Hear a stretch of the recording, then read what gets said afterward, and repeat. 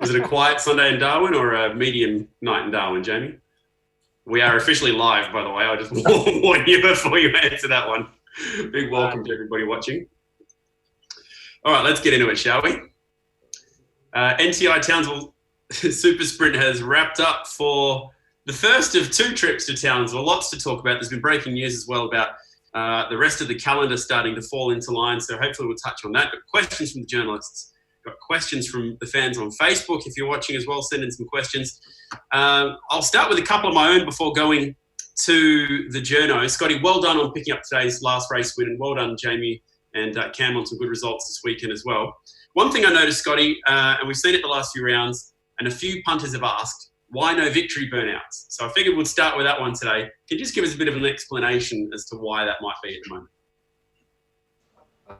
I think we're all pretty strapped in regards to engine performance and looking after everything while we're doing these double headers. You know, this is our 3rd week in a row now, which is pretty unprecedented for supercars. And it's just keeping costs down, looking after the engines. And the engine's got a long way to go before we can rebuild. And I think they're 4,000 Ks, and then you got to change your engine, or you can. So you can do a lot of damage. You know, doing a burnout, as much as it's really cool to see. But yeah, you can. Unfortunately, it's just the times right now, and we'd love to, but can't. Yeah, maybe we need to plan some late season expression session, not quite like the one we had in the E-Series, hopefully. Jamie, just on that, the turnaround for the teams, what's that been like, and how different has servicing the cars been week to week, particularly after smashing off the curbs like you guys are doing today? Yeah, that's a challenge for in team land, to try to keep the cars alive and keep them serviced and then repaired. Like, you don't get through a race without some sort of damage, whether it's just the side skirts have been smashed off it from the rubber flicking up, or you've had some proper race damage. There's so much work to be done, and we're not back to base after every round to and have all the luxuries of a workshop to be able to make everything brand new. It's a challenge, but it's a challenge for everyone. We're looking after each other as well. There's been plenty of trips up and down pit lane. You got this part, you got that part to help it, and we're all helping each other out, which is fantastic. And it's probably one of the really nice things that's happened over the last few months is just we all it's dog eat dog. We all just try to kill each other on the track, but afterwards we're looking after each other as well. Hey, Cam, what about debriefing with back-to-back rounds at the same track? How has that been different? And the first question from Dan McCarthy here is, what is it that you need to find in that debrief to try and get the edge over Scotty for next week? I guess we're just debriefing in the trucks like we probably usually would at a race track. And then the people back at base just call in over Zoom. So it's not massively different, our debriefs. It's just what we can change. Sometimes it's probably a little bit hindered because we can't make parts and stuff as quickly. We tried a lot of things in practice, and the car was awesome, and we didn't want to change or throw too much more at it in case we put it out of its window. So we definitely know what made it better in practice and over the weekend, and I think in practice we'll try a few more things, and hopefully we can find that a little bit more that we needed to match Jamie and Scotty. Alrighty. Let's go down, and I'll take a question from Dan Herrero because I want to talk about the battle. So from speedcafe.com, Cam, that fight between you and Scotty in the mid part of that race was really, really cool. Can you put us in the driver's seat as to how intense that was? It was awesome in the driver's seat. I was absolutely throwing everything at it, doing qualifiers, just trying to stay on the back of him and get close enough so I could have a lunge at turn 2. But yeah, threw absolutely everything at it, and then I thought it was all done, and then a couple of lap cars or slower cars got involved and gave me another sniff, and got to have another crack. But full credit to Scotty. Didn't make a mistake the whole race, and real fun battle. Scotty, I remember you said last week you enjoy those battles when you can go, so intensely with someone for a few laps like that. What was that like? Was the 6 filling your mirrors there for a while? Oh yeah, absolutely.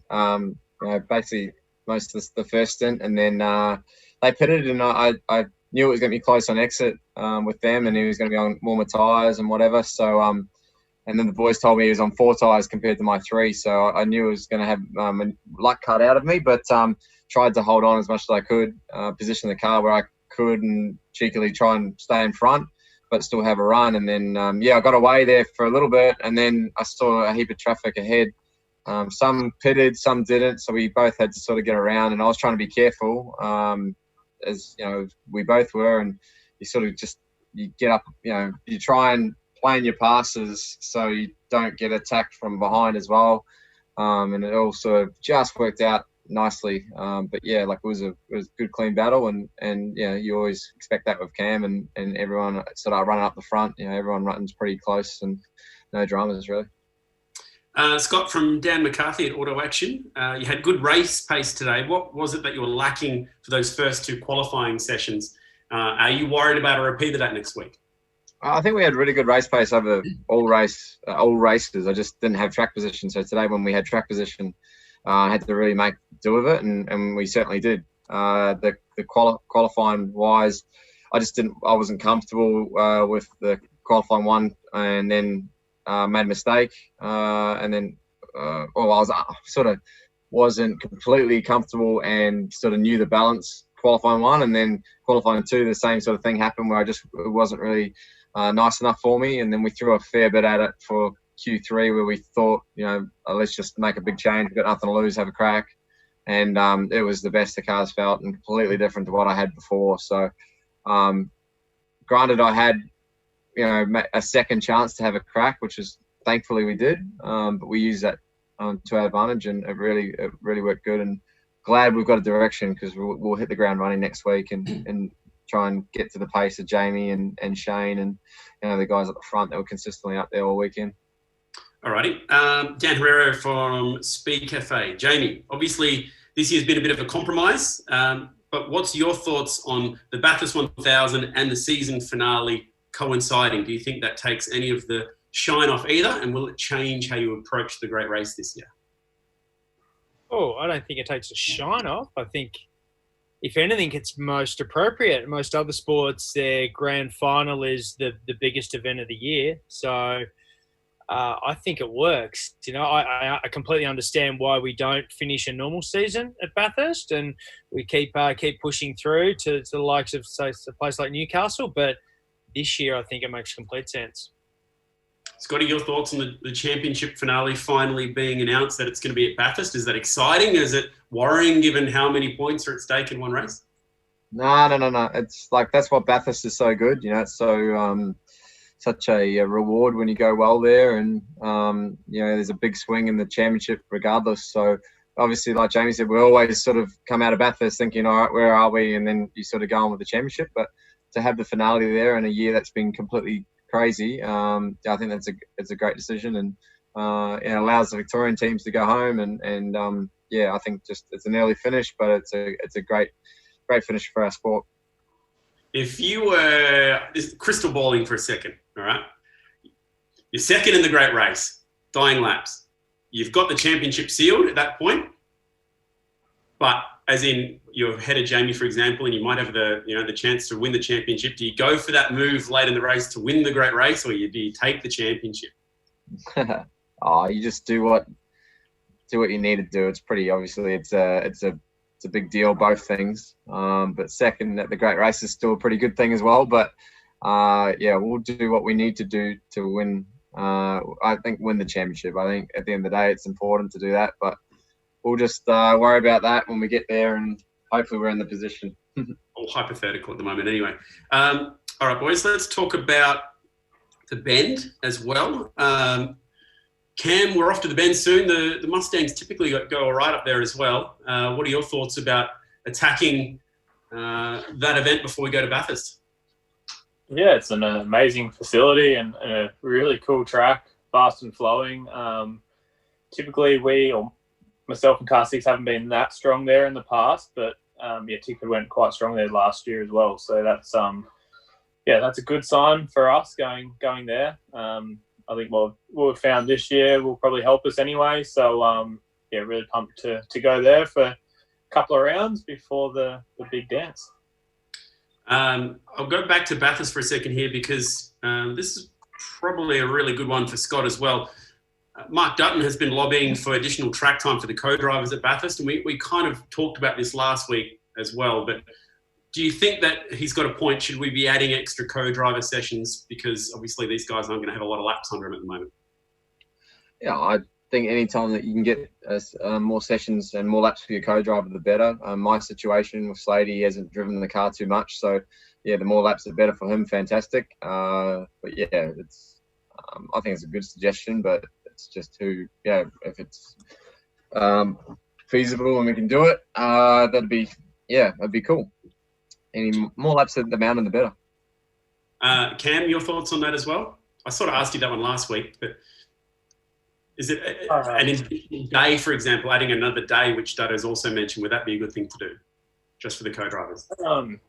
Yeah, I think, like Scotty said, any more laps we can get on the co-drivers, the better. Obviously, they haven't been driving anything really this year, and I